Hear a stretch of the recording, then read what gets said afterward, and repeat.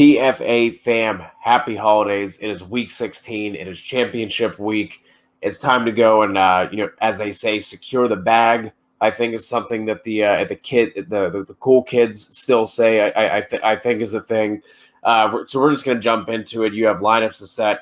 We have sweats starting on Friday to last the entire weekend. So it's going to be a really fun week. Before we jump into it, please hit that subscribe button over on our YouTube channel. If you're listening on podcast form, a rate and review would be very swell as well. But listen, if you want that Allen Robinson signed jersey, you have to go over to the YouTube channel, hit that subscribe button. We will be giving that away December 27th. That is this Sunday, whenever we go live for our fantasy game day show, 11 a.m. Eastern. So make sure you're watching. Tune in, even if you're not in the championship. You have to hit us up within 48 hours of announcing the winner, or else we're going to have to give that away to somebody else. We can't hold on to that sweet piece of autographed memorabilia for too long. So, Kev, we're going to talk about the running back rankings for Week 16. So let's go ahead and just dive right into it. If you're new to the TFA ranking shows, Kevin's rankings are up on the screen. I'm going to rattle them off if you're listening on podcast. And then whenever I talk about these running backs, I'm looking at the Fantasy Pros consensus rankings just to give a little bit of a balance. But for Week 16, Kev's RB1s are as follows: Derrick Henry, Alvin Kamara, Aaron Jones, Christian McCaffrey, Dalvin Cook, Austin Eckler, David Montgomery, Nick Chubb, Miles Sanders, Josh Jacobs, James Robinson, and then the waiver wire savior himself, Tony Pollard, coming in at RB12. Kev, go ahead and talk about some of these RB1s that you feel that you're either higher on, or some of the guys that you think are interesting going into Week 16. Well, I mean, there's quite a few running backs that are in really good spots this week. You know, you start with Derrick Henry, who gets Green Bay, who's been really bad against the run. Alvin Kamara against Minnesota. Aaron Jones against the Titans, who the Titans have been another team that's been terrible against the run. I do have Christian McCaffrey on here. I feel much stronger this week than I have in a while that he's going to play. Matt Rule came out and said that the plan is for him to start practicing on Wednesday, and hopefully he can play this weekend. So I do think that things are looking up for him and his availability to play this week, which depends on what side you're on. If you're a Christian McCaffrey owner, you're probably hell yeah, and then in the championship week getting Christian McCaffrey back. But if you're on the other side of it, you're probably like, really, this is the week he has to come back as championship week. So I will say it's not the best matchup going against Washington. Washington football team has been pretty good against the run. They've been a pretty solid defense overall this year. But regardless of that, it's still Christian McCaffrey. And then you have Dalvin Cook, Austin Eckler.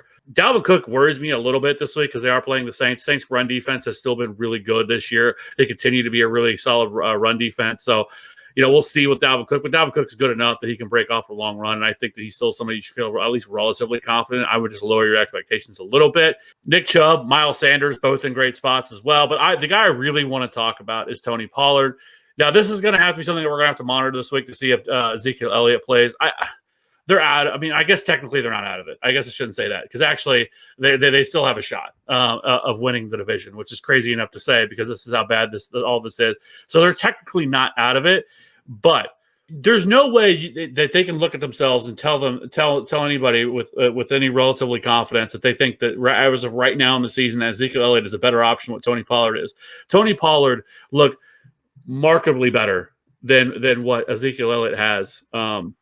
Really for most of the season, or at least in a while, I should say. So, we saw him last week. He rushed 12 times for 69 yards, nice, and 2 scores, and also added to 6 for 63. So, I mean, if you look at Philly's run defense, they have taken a little bit step back in the past 4 weeks as they are more middle of the road against the run. However, Pollard's role as a pass catcher makes him kind of a lock for 15 to 20 touches in this game. And, he played 92% of the snaps last week. So there's a lot to like here. He's also, I think, 10th or top 10 in yards created on the season. Like Tony Pollard is a beast. And I think that, it's going to be interesting to see what happens after this year because, we kind of were talking about it in our chat that we have that, I think it's a possibility that the Cowboys could actually release Ezekiel Elliott after this year because they can actually save money against the cap by doing so. And I know I'm not saying that I think Ezekiel Elliott is done because I don't, but I do think that he's getting closer to that age curve where he's starting to trend downward. And if they cut him before the fifth day of the new league year, then they can save he has $12 million that's guaranteed for the following season if he's on the roster by the fifth day of the league year of 2021. So they could save that money by getting out from under this. And I think they have to feel at least a little bit of what Tony Pollard's at. Now it's short sample size, but all year Tony Pollard has looked really good. I think they could add somebody else through the draft as well to kind of, as a compliment here, because that is an atrocious contract for a team that still needs to sign their quarterback, because Dak Prescott certainly is that guy. And so I just think overall, we'll see what happens with that. I know that we're not really worried about that for this week, but as long as Zeke is out, Tony Pollard is a locked-in RB1, and mainly because of his pass-catching role in this offense. We saw it last week. I think he had almost 30% of the team's targets in this backfield coming out of the backfield as well. So he had 9 targets on the week. So I like Tony Pollard a lot. Yeah, and you'd mentioned on the Sunday waiver show, whenever we took the first quick glance at waivers, you rattled off, some guys who are interesting stashes if you're in a keeper league, and Tony Pollard would definitely fall under that category. The guy that I want to talk about as far as the RB1s go is one Miles Sanders. Now, on the year, he was someone that both of us were really high on, and to say that he has disappointed so far this year would be an understatement. He's been an RB2 or better just 6 times this year. But now he gets the Dallas defense, who's giving up the 7th most fantasy points per game to running backs on the year and the 7th most fantasy points per game over the last 3 weeks. The Dallas defense has given up 70 or more rushing yards to 9 different running backs this season. Antonio Gibson hit them for over 100 yards in both of their matchups. Kenyon Drake teed off against them. If you remember the craziness against the Browns earlier in the year, Dearness Johnson had like 95 yards against them. And this is such a low bar. This is so sad to say for somebody like Miles Sanders. It may not seem like much, but he has had 20 receiving yards in both of Jalen Hurts' full starts. But whenever you think about it like this, he has actually only done that twice all year before these past 2 games. And the last time he did it was all the way back in week 4. So again, it's not a great total. This is something we should be talking about if this were like Derrick Henry or something. But at least that does give you a little bit of a boost. And in your playoff matchups, you will take 2 points because the trend on Twitter this week was for everybody to post how they lost by 0.4, 1.2. So when it comes down to it, we'll take the 2 points. This offense is definitely opening up with Jalen Hurts. Kev, you're really high on him. You mentioned him in the top 4 of your quarterback rankings, which you guys can check out on our YouTube channel and on the podcast as well. So Miles Sanders is someone I think is going to have a bounce-back game after he kind of disappointed last week. You can definitely feel comfortable plugging him into your lineup, and I would expect an RB1 return from him this week. Moving on to the RB2s, kicking things off at RB13 is Le'Veon Bell, followed by J.K. Dobbins, DeAndre Swift, Jonathan Taylor, the rookie running back tier right there. Ronald Jones, Antonio Gibson, David Johnson, Melvin Gordon, Darrell Henderson, Jeff Wilson, Chris Carson, and Kareem Hunt round out the RB2s. Kev, talk about a couple of these guys who you're interested in, you think make for good plays in Week 16.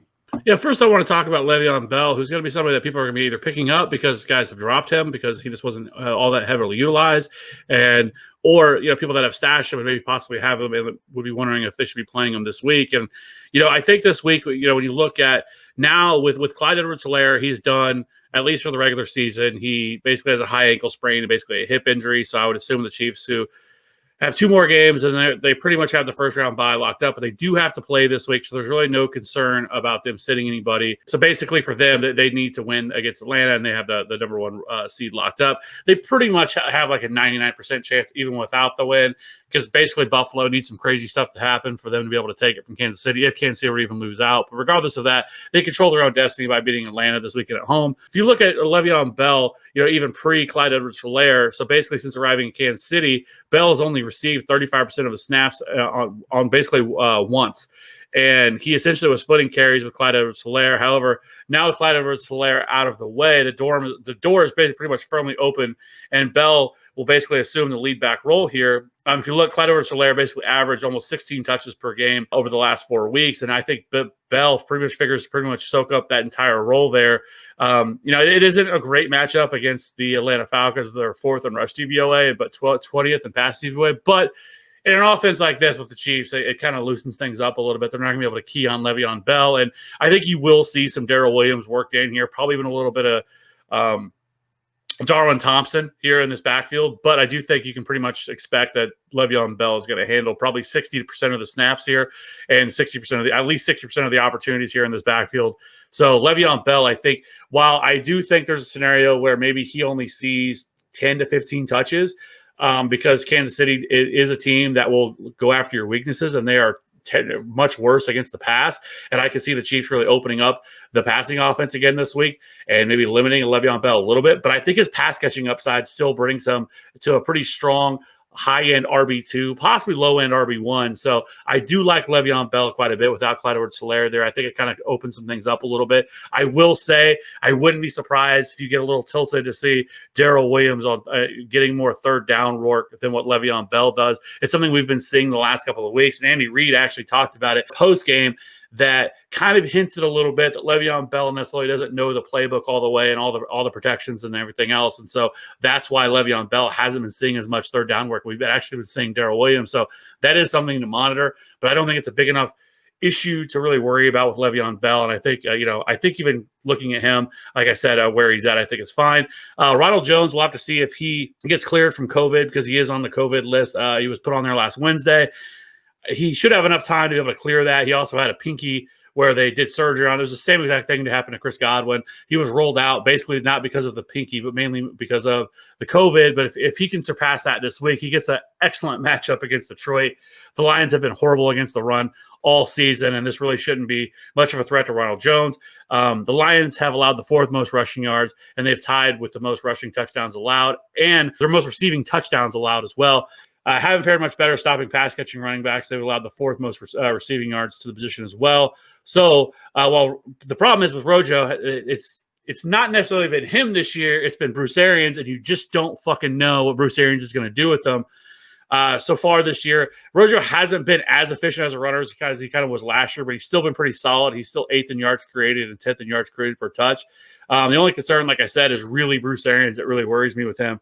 And so if they were to fall behind, it sounds like Matt Stafford's going to play. He actually practiced limited today, which is better than what he was doing last week. So if Stafford's able to play this week, that is an offense that could push this Tampa Bay defense, who Tampa Bay's defense has not been very good, especially their pass defense. We just saw them get roasted by Matt Ryan, and Matt Stafford could certainly do that against this team, and they have their weapons to do so. So I think this game really boils down to kind of game script. If Tampa Bay's able to get up early, I think Ronald Jones makes for at least a solid RB2.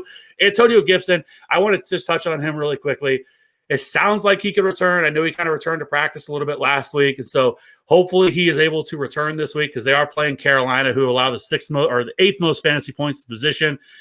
The real question I would have with Antonio Gibson, if he does play, is going to be usage. He's coming off a turf toe injury, which is obviously troublesome for running backs because it kind of limits your ability to cut. I'm not a doctor, but what the doctors have said that I've read is kind of that's kind of the concern with Antonio Gibson, would be something like that. So I do think it's something you should keep in the back of your mind that, if he comes back, we should probably try to get as much information we can of what they're saying about him. But if he's able to return, because this is a game they absolutely need for the Washington football team to be able to make the playoffs, they still control their own destiny here. If Washington loses this game, which they very well could against Carolina, the Giants lose to Baltimore, the Eagles beat Dallas, then basically next week, week 17, you could almost probably put it in lock, is that Sunday night football game could be Washington against Philly for the division, because basically that's how close this could come down to. So with Antonio Gibson, I do think that he has a good shot of returning this week. It's a really good matchup against Carolina, and I think even in a reduced role a little bit, I still think that he makes for a solid RB2. Well, speaking of the Washington football team, I like his backfield mate, JD McKissick, as a back end RB2. Pretty crazy what McKissick has done. He's not really getting too much talk or too much hype. And full PPR leagues, granted RB3 isn't the highest bar, but he's finished as an RB3 or better in 10 of his 15 games or 14 games this season, which I mean, if you'd have told me that about JD McKissick at the beginning of the year, there's zero chance that I would have believed you. You were already talking about the Panthers and how they can be had on the ground. McKissick is also second amongst running backs in receptions, targets, and yards on the season. So you already mentioned some of the stuff with Gibson and the potential concerns with coming off of that toe injury. So I think even if Gibson plays, I would expect his workload to be throttled back a little bit. But even if he does play, I still think McKissick could return, like I said, back end RB2 value. So he's somebody who I like this week. And we even saw with Haskins, and who knows what's going to happen with him now after he was spotted out, we'll say, without a mask. Even with Haskins, he got targeted a bunch, which definitely surprised me. I did not see that coming because, frankly, Haskins did not do that earlier in the year. So no matter who ends up under center, I think McKissick is a fine play as an RB2, kind of flex if you have to go that route, particular in deeper leagues. So we're going to go ahead and move it on to the RB3s. We'll start to wrap this up. Just kicking things off at RB25 for you is James Conner, followed by Myles Gaskin, Kenyon Drake, JD McKissick, who I just talked about, Ito Smith, Chase Edmonds, Devin Singletary, Sony Michel, Wayne Gallman, Nyheim Hines, Gus Edwards, and then the wide receiver / running back himself, Lynn Bowden, coming in at running back 36 for you. Who are some of these guys that you want to touch on for the RB3s? Yeah, there's a couple of guys I really would like to talk about. Myles Gaskin I have on here. One, we'll have to wait and see what happens with him in terms of is he able to also get back from COVID, because they actually have a pretty solid matchup this week themselves going against the Raiders.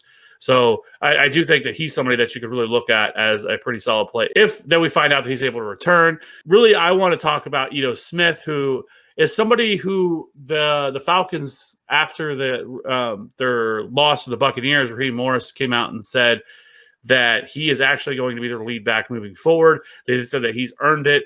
Todd Gurley looks like he is absolutely cooked, and he continues to look like he's cooked. So they're going to give Ito Smith a shot, which I think is a really smart move. So he's somebody that is widely available in fantasy leagues.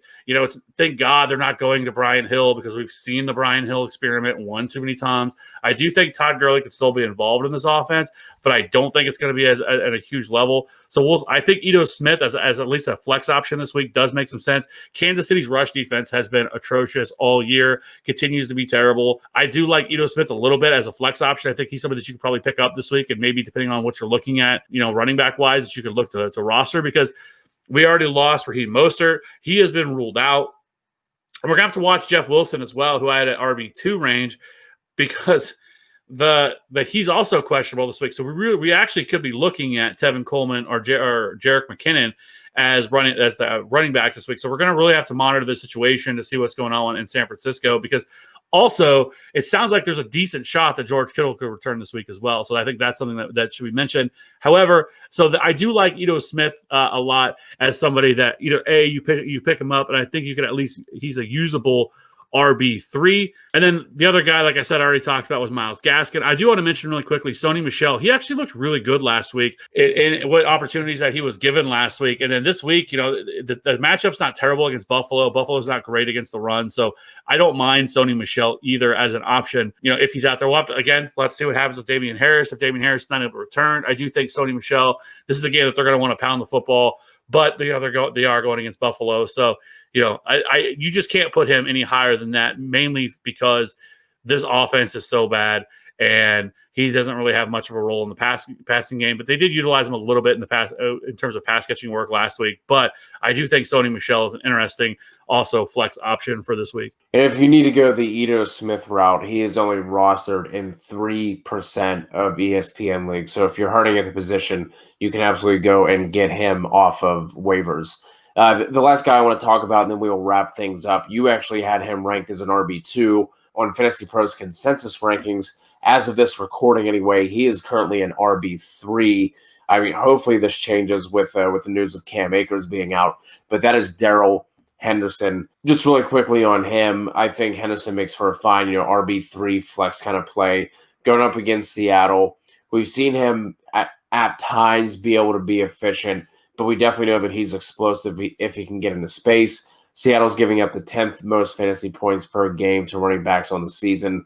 Same over the last 3 weeks. And Malcolm Brown has seen a total of 11 touches, so both carries and receptions over the last 4 weeks. So even if he is more involved this week, I'd still expect Henderson to have no problem seeing 65% or more of the running back opportunity for the Rams in week 16. So that is going to do it. We appreciate you guys joining us. Again, hit that subscribe button if you want your chance to win that signed Allen Robinson jersey. Giving it away Sunday, December 27th, 11 a.m. whenever we go live for the Fantasy Game Day show.